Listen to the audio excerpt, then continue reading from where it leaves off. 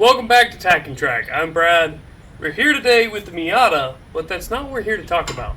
We had the opportunity to take the Dirt Dobber out for its very first race just a few weeks ago, and I wanted to take this opportunity while Gil's over here working on the Miata, kind of talk to you about that, how that went, and some of our experiences there. If you're not familiar with the Dirt Dobber, it started life out as perfectly normal 2001 Dodge Neon with 272,000 miles on it. We took it, we had about 2 months to get it ready for the dirt track race season. We took it apart, put a nice cage in it, and went ahead and made some suspension changes and got it ready for the track. So we took it out for its very first race, and our sole goal when we left the house that day was to get it out, get it ready for hot laps, and just have an opportunity to put the car on the track. We really were fairly confident that we were not going to put it in the race that night.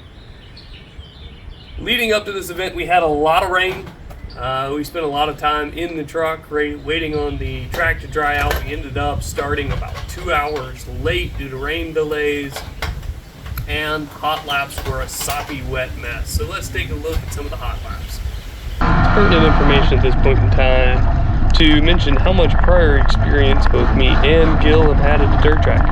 We had never been to one. So this was our first opportunity to get out on the track, and it was a wet, sloppy mess out there. You can see how much steering input I've got here. I mean, just really, really hard.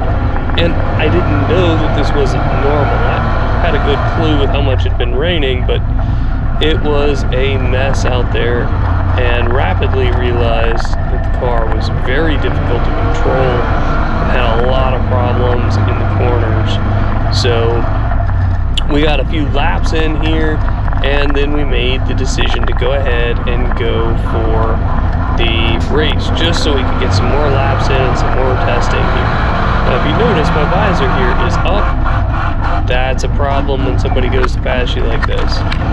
Right about the time I got sprayed in the face, I realized that is a really bad idea and I really need to shut this thing. So we get 3 laps here. That's all the practice we get ahead of our heat race. And car's running great here. Absolutely no issues with the way the car's running. It's just a sloppy mess on the track out there. So we think the car's in good shape and at least ready for the heat race. Alright, so after the heat race, we decided to make a few changes. We made some tire pressure adjustments.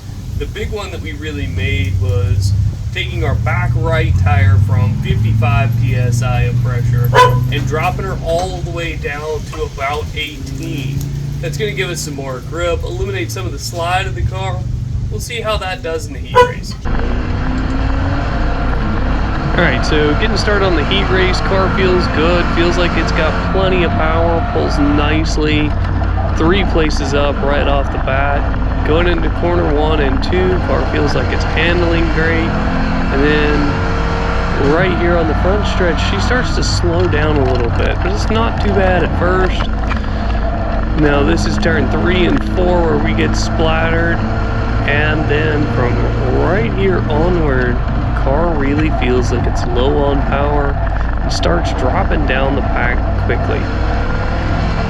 Not knowing what was wrong, I started letting on the throttle a little bit earlier than I probably should have, because what I thought the issue that we had here was I thought we had wheel hop.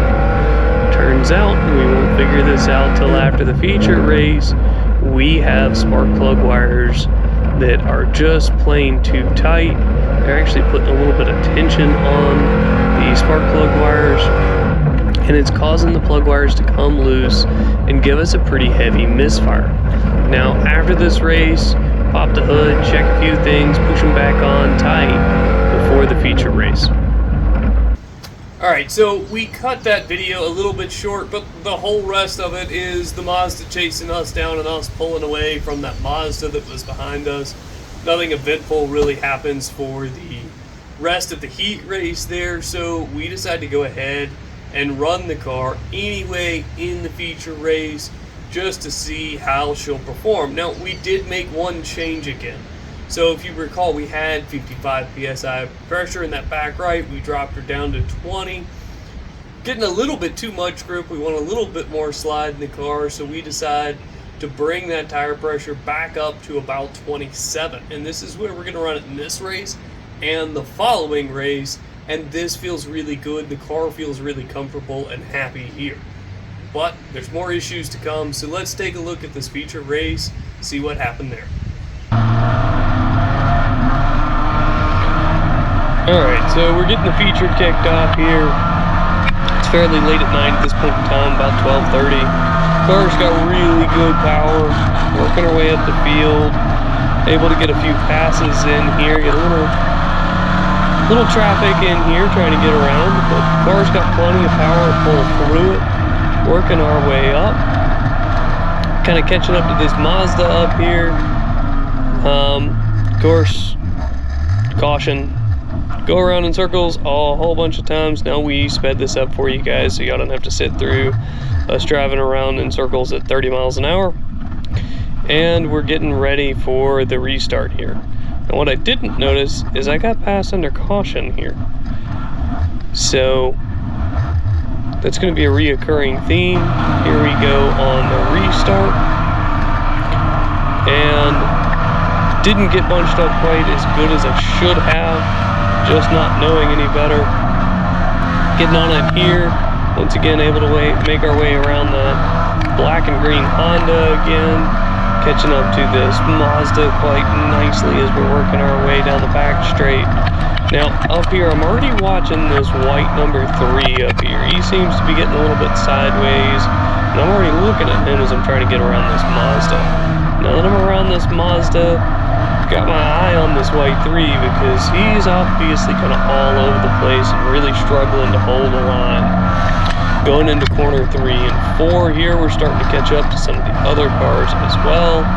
And there's that white number 3 outside again. So I start to take the high line and then realize I don't want to be above this guy.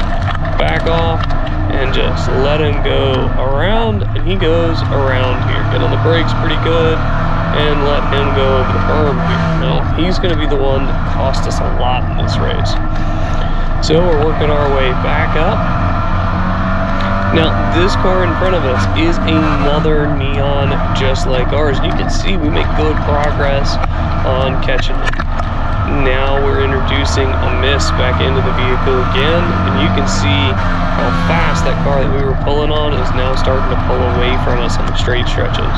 We're definitely down on power, but she hasn't completely died yet. You can see that neon is continuing to pull away a little bit on the straight stretches. We're catching up to him in the corners, and we're going to get another caution here. Now it's that white number 3 again. He's found himself into the wall, imagine that. So we're going to keep going around on caution quite a few times here, and then right here the car is just got no power. This is actually full throttle, and you can hear how badly missing it is at this point in time. So we're going to pull it off into the pits. Now what we found here is that one wire was loose and making a bad connection, getting us a little bit of miss, and the other spark plug wire was completely off the car. And this is going to be an into our night right here as Gil runs up to take a look at it and leaves his definitely not alcoholic beverage inside my car as he's taking a look at what's going on here.